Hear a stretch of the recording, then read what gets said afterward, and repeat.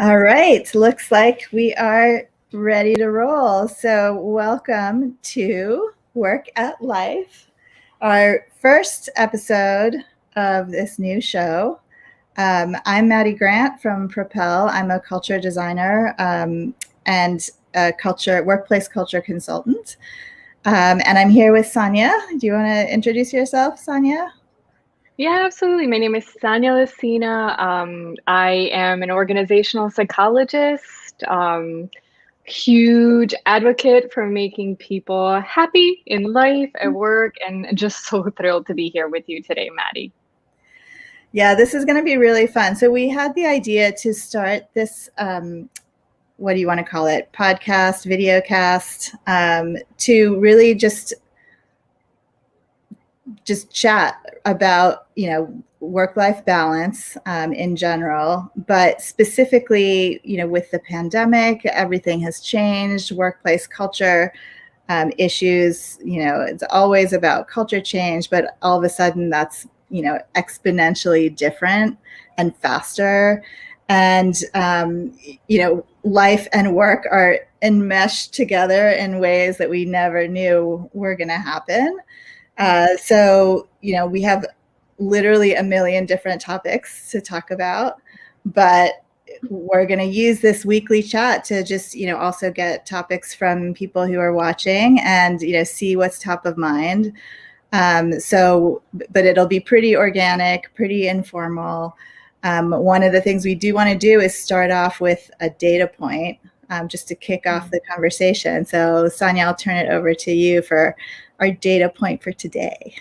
Yeah, absolutely. And like Maddie was saying, her and I have known each other for several years, and every time we have an opportunity to connect, we just have so many things that we love to talk about, and we're so passionate about doing research around organizations and what drives people and what gives them the passion. And it was really fun to be able to have this format. And so we came up with a ton of different ideas for what do we want to share, what could be important to people. We ran a bunch of different surveys and polls to get input around questions we thought we were really important. And so we have a lot of content.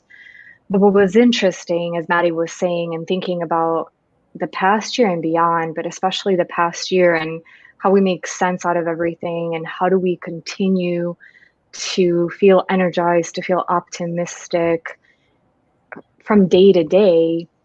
One of the interesting theories that we came across that's probably not very well known, and I was laughing a little bit because it's one of those things like the quote, culture eats strategy for breakfast, that was attributed to Peter Drucker, but nobody really knows who said it.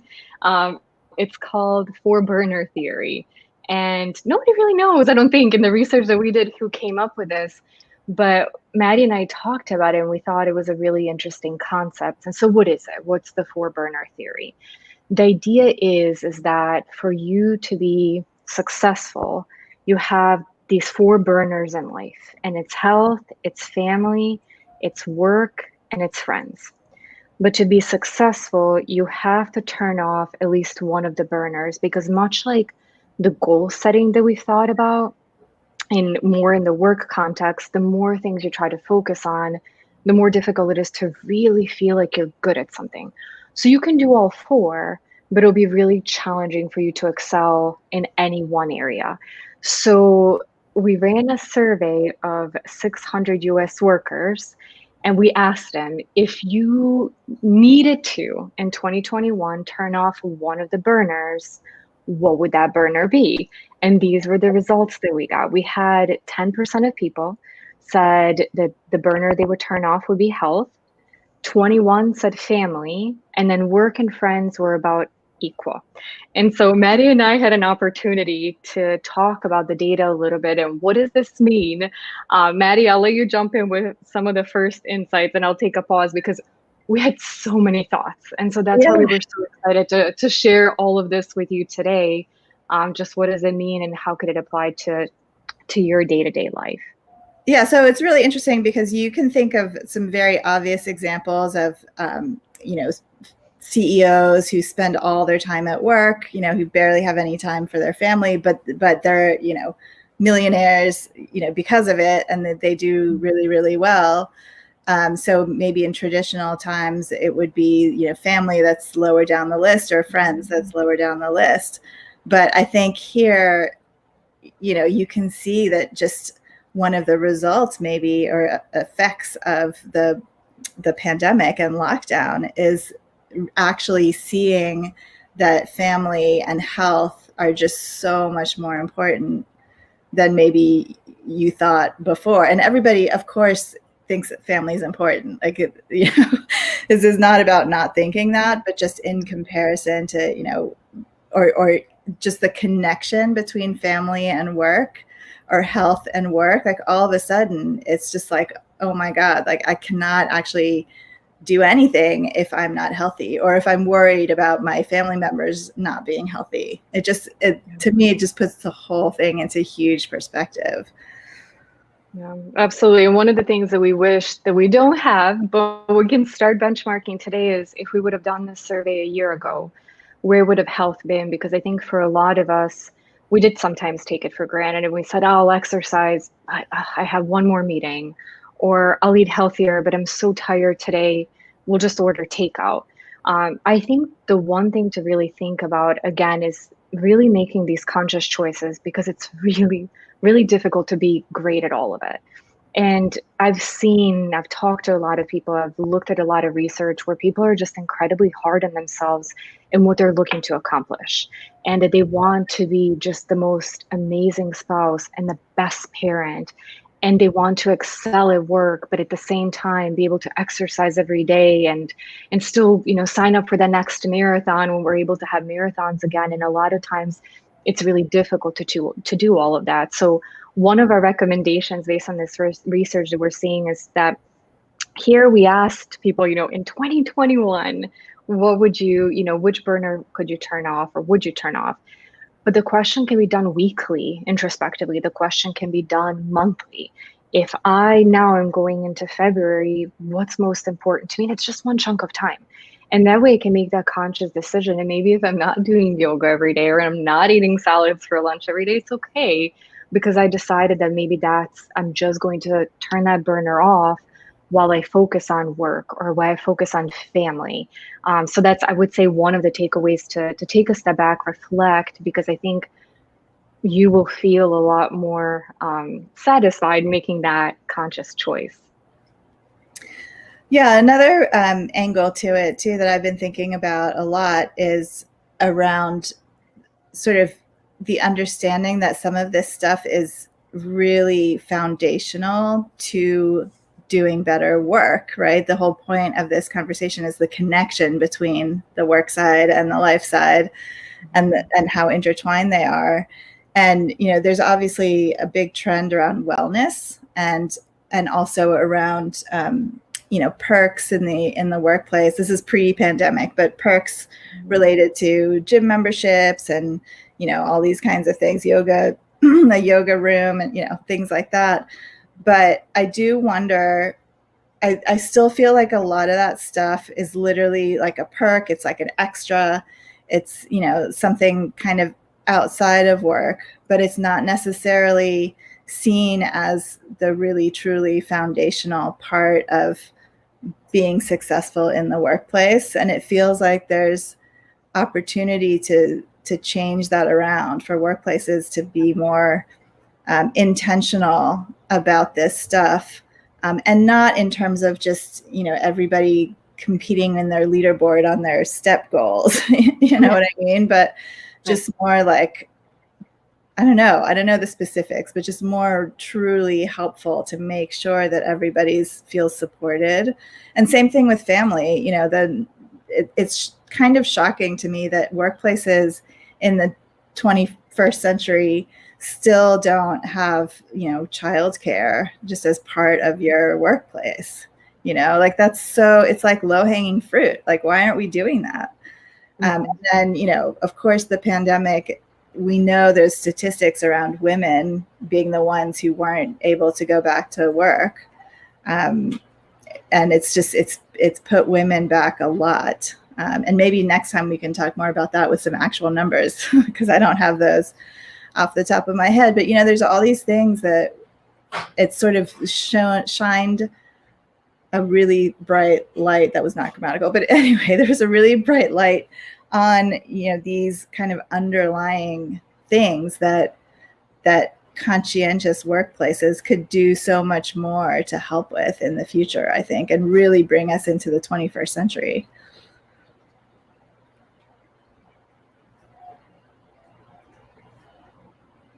Uh-oh, I think Sanja's frozen.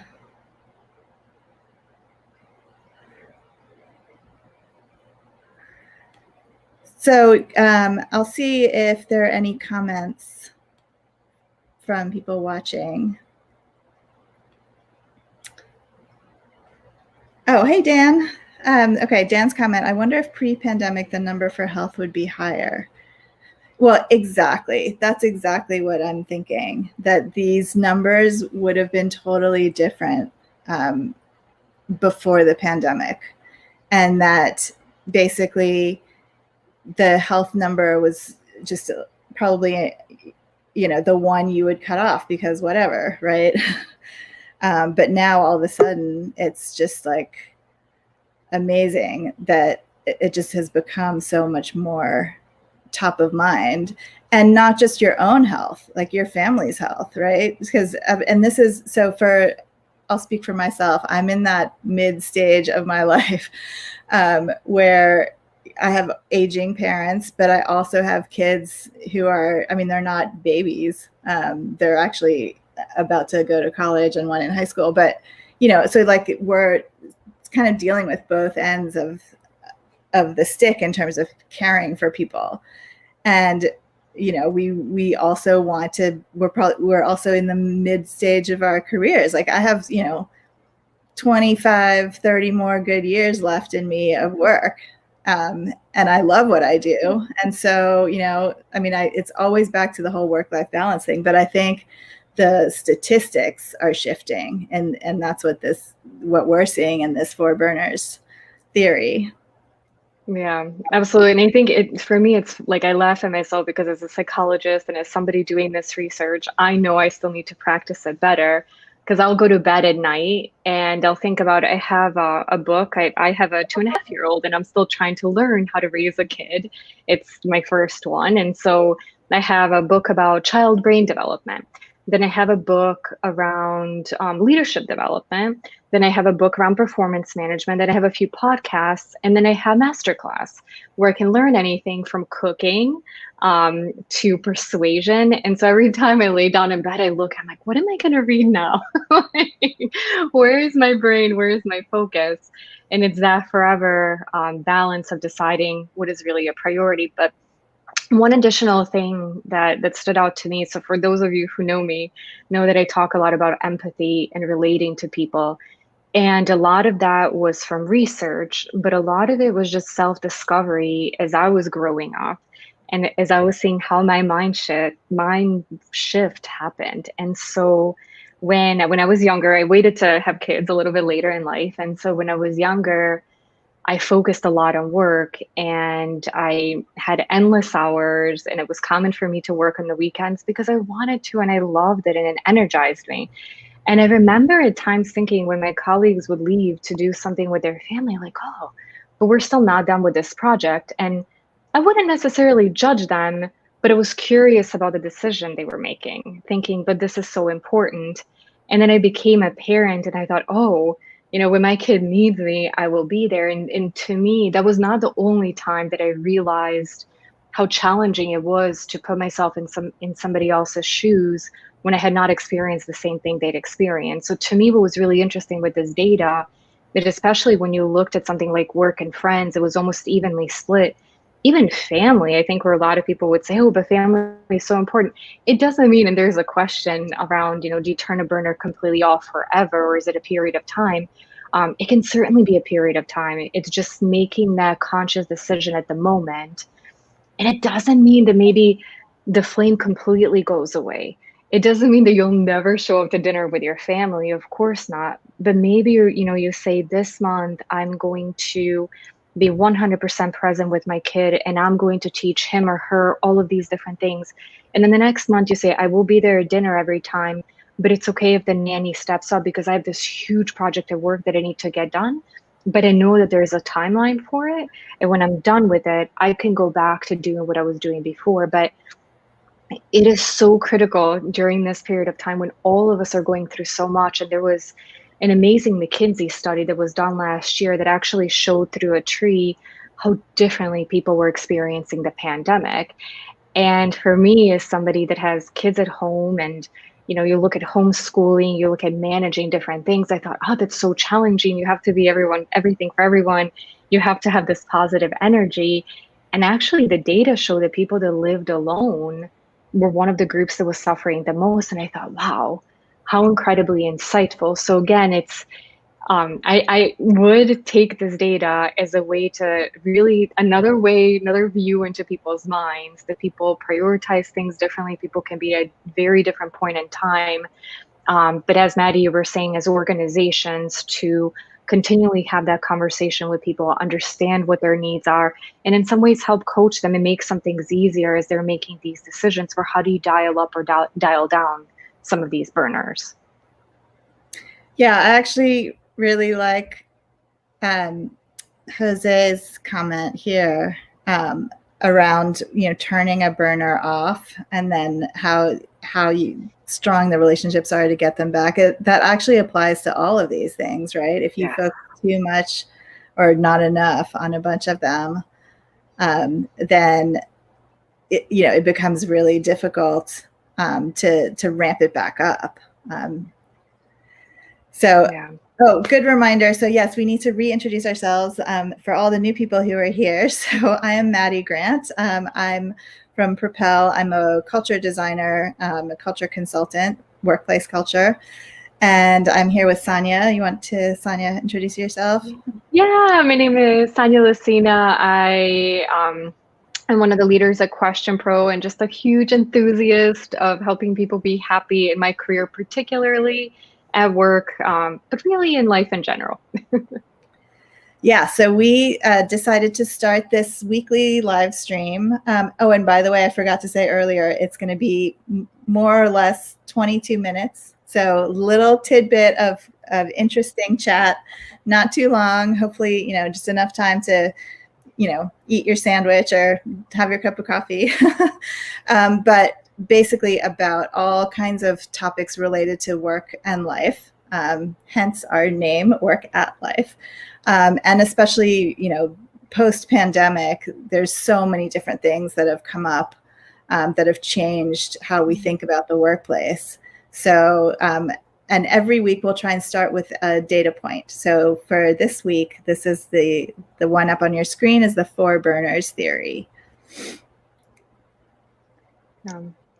Absolutely. So there's a few comments and a few questions I think that are very interesting around turning down the burners, turning off the burners. How much balance do you have? And there's actually quite a lot of research. And so it's funny because there is an article, and we'll follow up. We'll send it out on social media, where a person talked about well, could you outsource the burner, and could you turn it down, or how does that work? And I think all of those are possible. I think one of the areas of focus is, where do you want to really excel? So it's not to say I'm not going to talk to my friends at all, they're done for me for this month, but to consciously make the decision to say, hey, my friends might get together, maybe Zoom happy hours these days, more than likely. And I might not be able to make every one, but I'm not going to beat myself up about it, because this month there are just a couple of other things that I need to do. So it's not the idea of not all or none. And I was actually reflecting on last year for myself and going, to the show, and I had moments that I really needed my friends. And I was on the computer with them, with different groups. And I currently actually sit in Argentina. For those of you who don't know me, might be surprised by that with my accent. But I spent half of my life about in the US, another almost half in Europe, and I'm now here. And so the people that I love and care about, friends and family included, are all over the place. And so I had to make those conscious decisions. And there was a period that I really wanted to be close with my friends, and I really needed that connection. And I was on the phone with them a lot, and it was really important to me. That at one point I actually reflected back, and I thought, so far this year I've been terrible seeing friends. Why? I started a new job. And so I wanted to ramp up in these things and I wanted to be really successful. Now, of course, I've had calls with my friends and I've stayed in touch, but the frequency of it was very different. So again, it's not necessarily all or none. It's just making the conscious decision of, am I going to be really amazing at it this month and like the world's best friend, or I'm going to be there when people need me, but just proportionally, maybe I'll spend like less time than I would have maybe in the previous months or than I planned to in the other months. So I think that those were really great questions and great observations. Yeah. And one thing that actually I find interesting is that the percentage is still quite high that who would cut off work. So that tells me, my theory is that that's the people who work, for the paycheck because they need to pay the rent, right? And I would love personally to get to a place where everybody has, sort of passion for their work. And I know that sounds, unrealistic, but I don't think there's any reason why we can't make workplaces that help people grow in all the ways that they need to grow and have, the health and family and friends that they need to take care of at the same time. And the work that we do and that Sanja does, like it's at least partially about getting to that place where we have really great workplaces that people, really want to come to work. And it's not the one thing you cut off and, if you had a choice. Yeah. Well, and hence the name of our show, it's Work at Life, not Work and Life, because there's this idea of this incredible blend. And in a lot of research that we're doing, it's really fascinating because for a lot of us, I mean, you might be able to tell Maddie and I are, dialing in from our homes. We're not in an office. My little boy is sleeping in the room next to me. And so all of a sudden our whole worlds are all in the same place and they became blended really quickly. How can organizations help people do that more intentionally? And so a lot of times we're really active parts of the people analytics community, and the idea is as well, how do we collect the right data? How do we make the right decisions? We want to make sure it's not too personal. And so it's not always black and white, because I think that the philosophy around that was changing. We talked about employee engagement and we talked about satisfaction at work, but now more and more of the friends and colleagues that I talk with, it's about life. And it's about how can organizations really impact that whole life. And that was really the point of our show, is that there's so much blend, and there should be. There's this incredible opportunity to bring everything together and continue to make it better. And now it's just, what ideas can we share and how to do it intentionally? How can we test different things out together? And I think sometimes there's a fear around, well, what if we do something and it doesn't work and it backfires? But then, what's the chance of not taking risks? What's the chance of, like, what is the drawback of not innovating? Is you kind of stuck in the same place. And so I think we can take one good thing out of 2020 is that it forced us in many ways in this incredible change. And so can we just take that muscle and say, okay, so that was unintentional, but now we're going to do it intentionally. We're going to really rock it in 2021 and figure out a way how to really make all parts of our life coexist in a very different way maybe than they did before. Yeah, so I think that's actually a perfect way to end our chat for today. It's a great sort of conclusion about what this show's about. And of course, we want a lot of ideas from, all of you watching for data that we can collect and topics to talk about.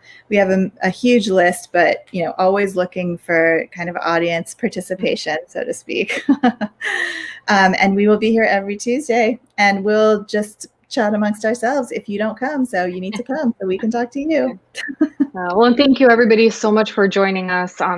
We hope it was interesting for you. Again, like Maddie was saying, all the input, all the feedback, all of your ideas, we love to hear from you, because we just happen to be two friends that have this now fun forum to be able to share thoughts and ideas. But we know the more people we talk with, the more interesting and the more valuable this will be. So please reach out to us.